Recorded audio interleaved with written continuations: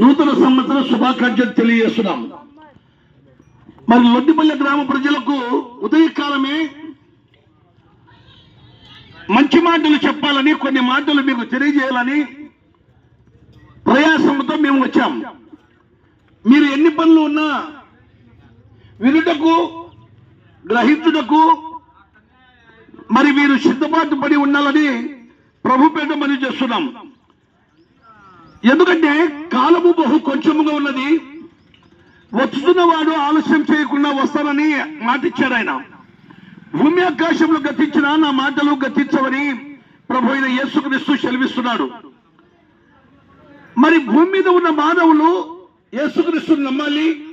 యేసుక్రీస్తు ప్రభు అని, రక్షకుడని తెలుసుకున్న ప్రతి వ్యక్తి కూడా ఈ భూమి మీద మానవ శరీరము ఒక కల్పితము, మానవ శరీరము మరి ఇంతలో కనబడి అంతలో మాయమైపోవు ఆవిరి వంటి వారిదేని మరి దేవుని వాక్యం సెలవిస్తుంది. రేపేమి సంభవించునో మీకు తెలియదు. మీరు కొంతసేపు కనబడి అంతలో మాయమైపోతారు. కానీ శాశ్వతం కాదు ఈ శరీరము. ఆత్మయే జీవింపచేస్తున్నది.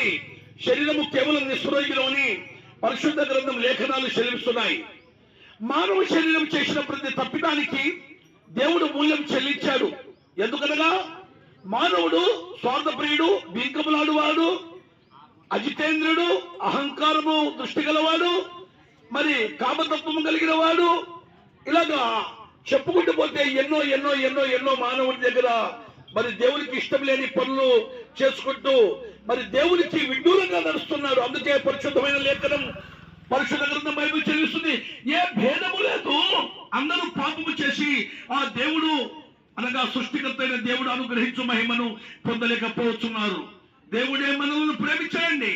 రోమీ రాసిన పత్రికలో 8వ అధ్యాయంలో 5వ అధ్యాయం 8వ వచనం చూస్తే మన ఎడల దేవుడు ఎంతగానో ప్రేమించి మానవ శరీరం ధరించుకొని మానవుడుగా ఈ భూమి మీద పుట్టి మన పాపముల కొరకు ఆయన ప్రాయశ్చిత్తము ఎలా చేశాడంటే క్రయ ధర్మముగా మనల్ని కొన్నాడైనా.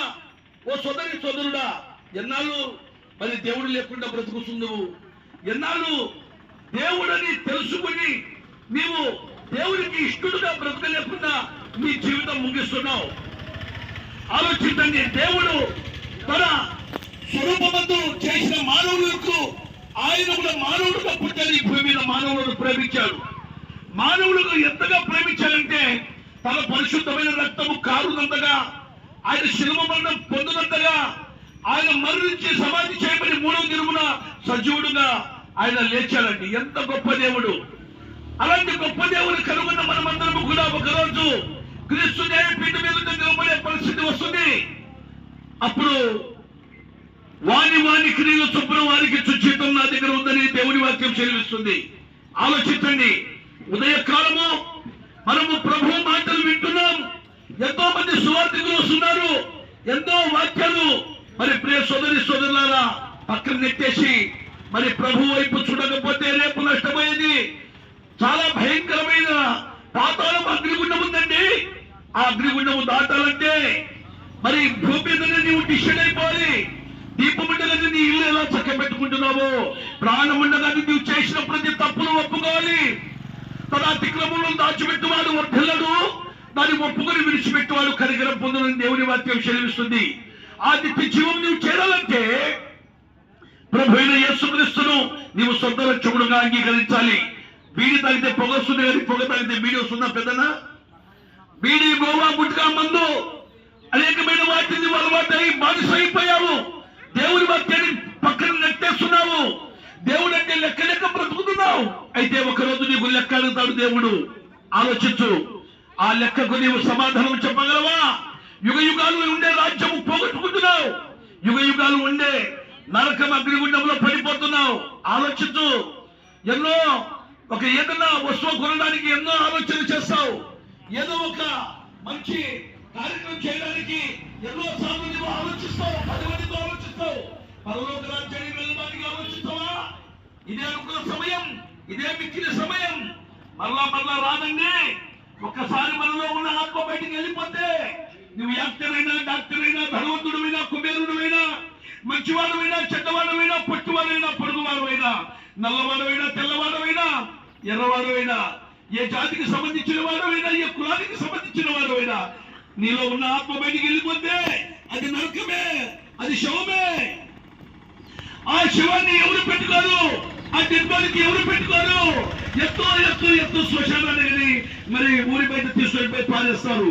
బతుకున్నప్పుడు ఉండేది విలువ, చనిపోతే ఎక్కడ పోయింది. బతుకున్నప్పుడు ఎంతో మంది స్నేహితులు, బ్రతుకున్నప్పుడు ఎంతో మంది బంధువులు, ఎంతో మంది అన్నదమ్ములు, ఎంతో మంది అక్క చెల్లెళ్ళు, ఎంతో మంది మీకున్న వారందరూ కడ వరకు కాటి వరకే వస్తారు. ఆ తర్వాత తొంగి చూడరు. చూసావా, తల్లి గర్భంలో ఒంటరిగా వచ్చావు, ఒంటరిగా వెళ్ళిపోతున్నావు.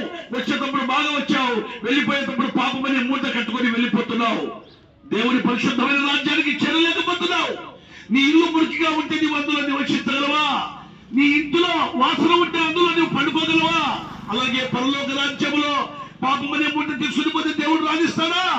ఆలోచించు సోదరి సోదరా. మరి ఈ భూమి మీద ఎంతో మంది పుట్టారు, గిట్టారు, కానీ నీకోసమే ప్రభు అయిన యేసుక్రీస్తు ప్రభు ఆయన పుట్టాడు, ఆయన వచ్చాడు. ఆ పరలోకం రాజ్యం వచ్చి నీ కొరకు నా కొరకు ప్రాణం పెట్టి తిరిగి లేచిన ఆ గొప్ప మహనీయుడు సెలవిస్తున్నాడు. నేనే మార్గమును, నేనే సత్యమును, నేనే నిత్య జీవమును, నా ద్వారానే మీరు పరలోక రాజ్యం చేరగలరని దేవుడు సెలవిస్తున్నాడు. పరలోక రాజ్యం నీకు సొంతం కావాలంటే అనుకున్న సమయం ఇదే, రక్షణ ఇదే. మరి నీవు ఏ స్థితిలో ఉన్నా సరే, మరి ఏ పరిస్థితిలో ఉన్న ప్రభా పాపినైన నన్ను క్షమించు. 2 మాటలండి. ఆలోచించు మిత్రులా, సమయం లేదు మిత్రులా. ఎప్పుడు ఏం జరుగుతుందో తెలియదు. ఆలోచించుకును.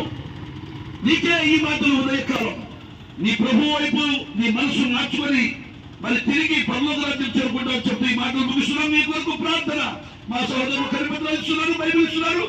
చక్కగా నీ కొరకు ప్రార్థన చేయగలము.